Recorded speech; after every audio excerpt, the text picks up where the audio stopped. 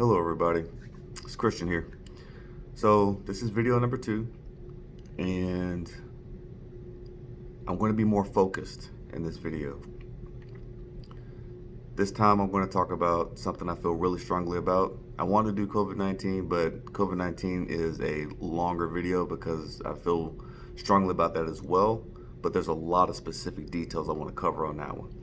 This one, I just want to talk about something I have had a strong opinion about for much longer than I've had my opinion about COVID-19, and that's the pharmaceutical industry.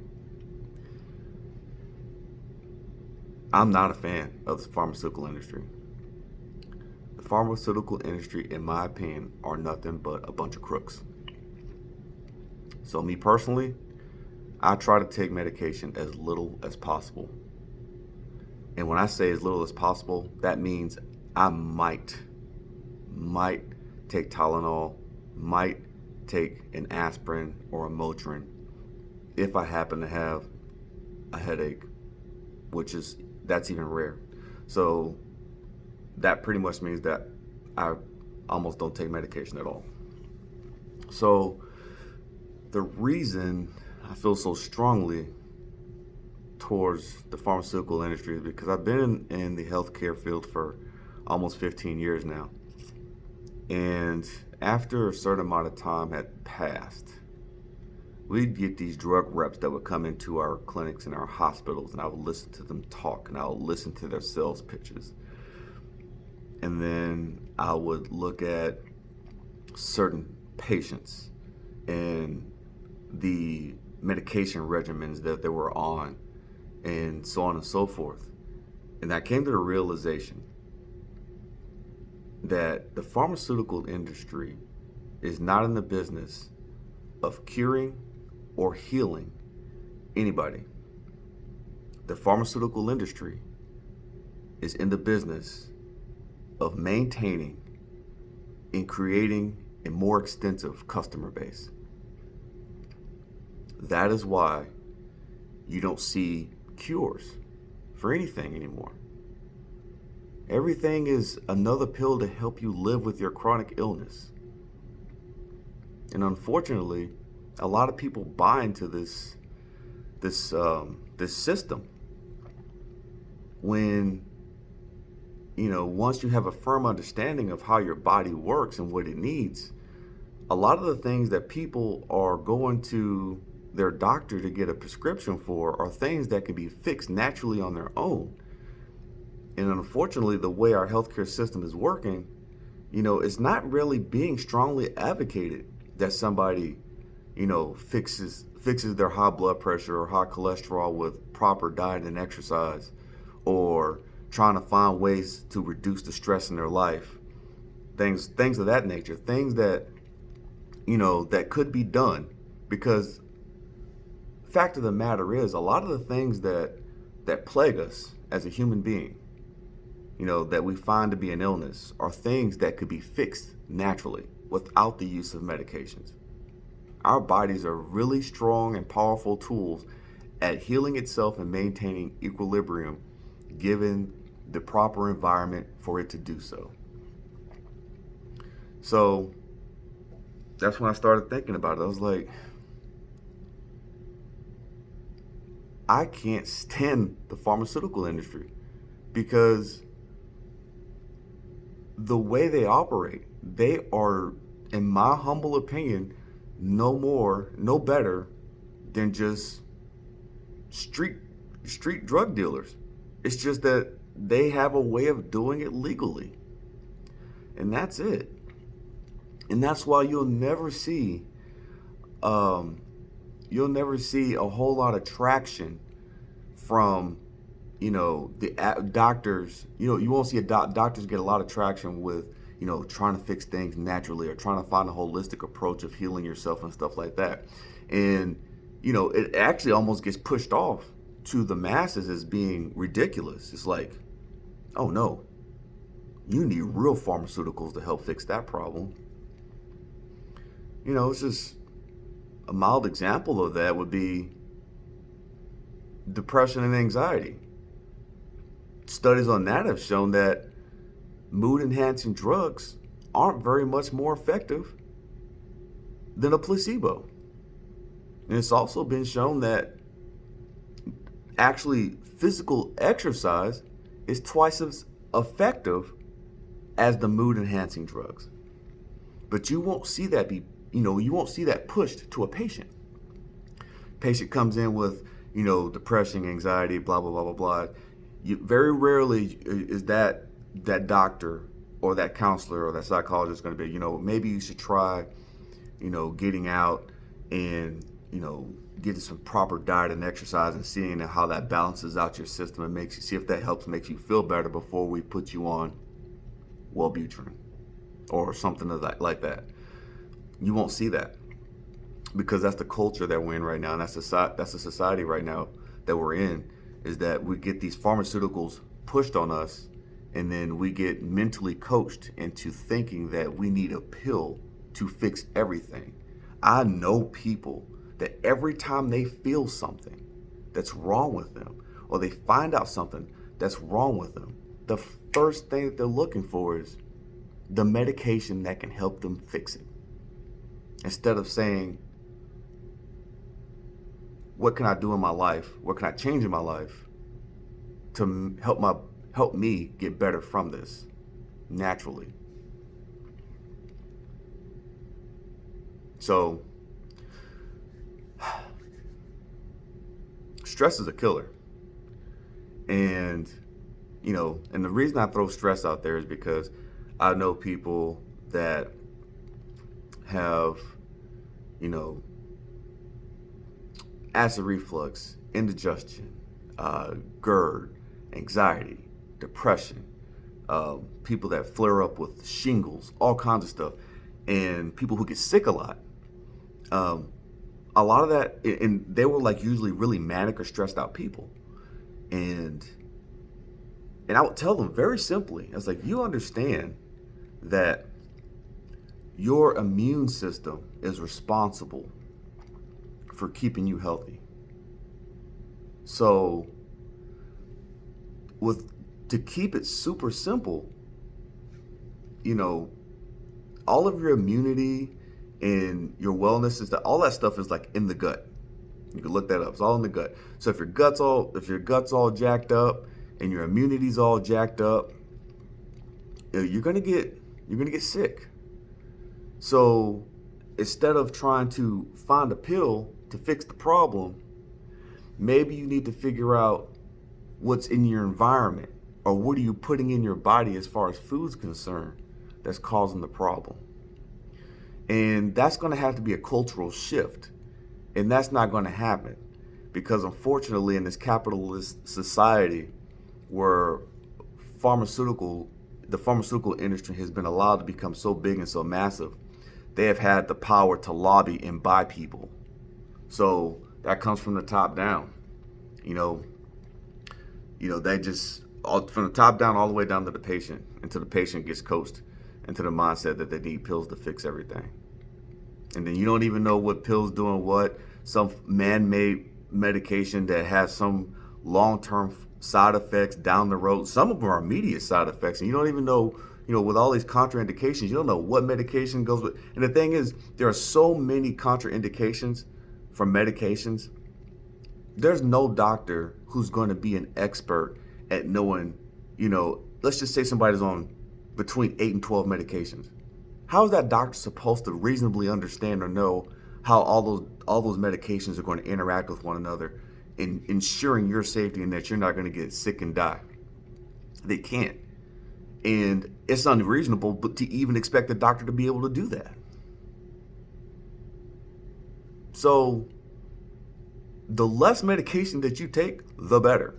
None is preferable. You should only take, medications should only be used as necessary. And I know the term necessary can seem subjective to a lot of people. But when I mean necessary, it shouldn't be anything that you're having to take on a daily basis. It really shouldn't be. So, and of course, there's always exceptions to the rule. Some people are very unfortunate and they actually need medications. But that is not the mass majority of people that take medications or pharmaceuticals on a daily basis. And I'm pretty sure we all know somebody who takes way too much medication or have way too many prescription pills, and they got a pill to fix this thing, they got a pill to fix that thing, and the next thing they take 5 or 6 medications a day, and it's like, why are you on all this crap? Because they've been led to believe that they need to be on all that crap.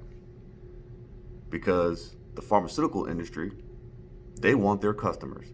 They're not in the business of healing. They're not in the business of fixing anybody. How much money do you think the pharmaceutical industry could bring in if all doctors were trained when a patient comes in with high blood pressure or hypertension and says you need to do X, Y, and Z to change your lifestyle with diet and exercise, and we can help fix your blood pressure that way?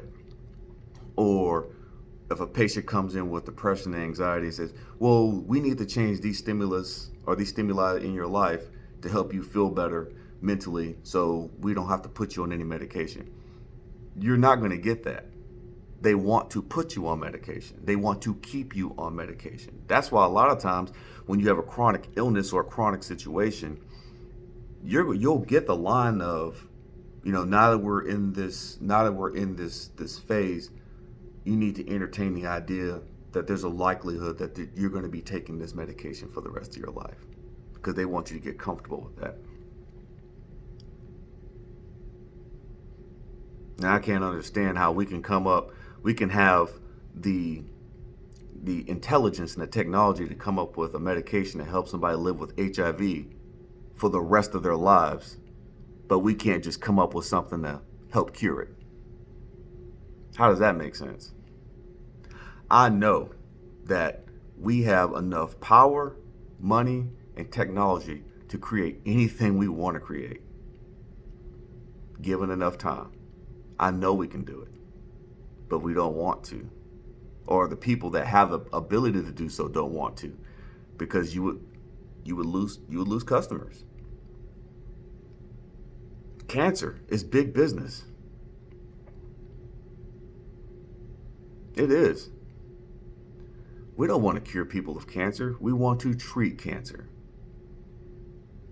And unfortunately, sad to say that a lot of people that go into remission, cancer remission, I don't think they, correct me if I'm wrong, but the term cured of cancer is not used very often. You're in cancer remission because, unfortunately, the fact of the matter is that approximately 80% of people who get rid of cancer can expect to have some type of rebound cancer at some point in their life.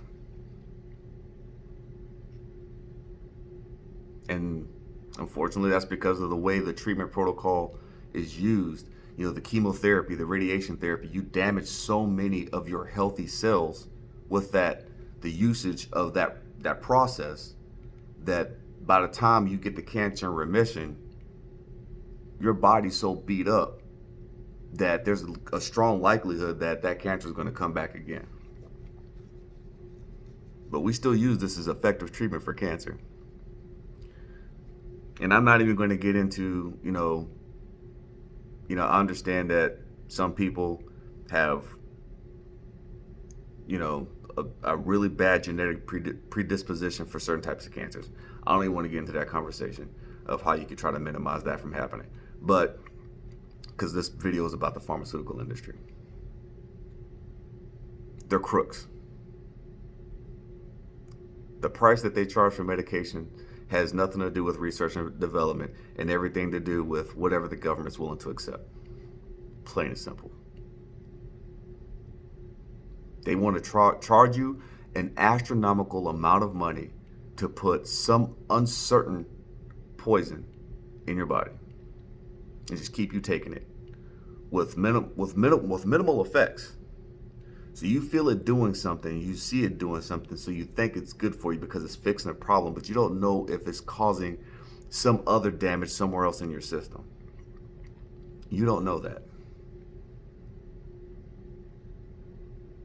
And for anybody who's willing to do research on it, when a pharmaceutical company creates a medication, there's a certain amount of, when they go through their trials and stuff, when they're creating a medication, they already know the approximate percentage of people that are expected to die as a result of taking that medication. They know that. That's how they come up with all their lists of, possible side effects. And death is on there somewhere. I'm like, okay. So I'm dying from something.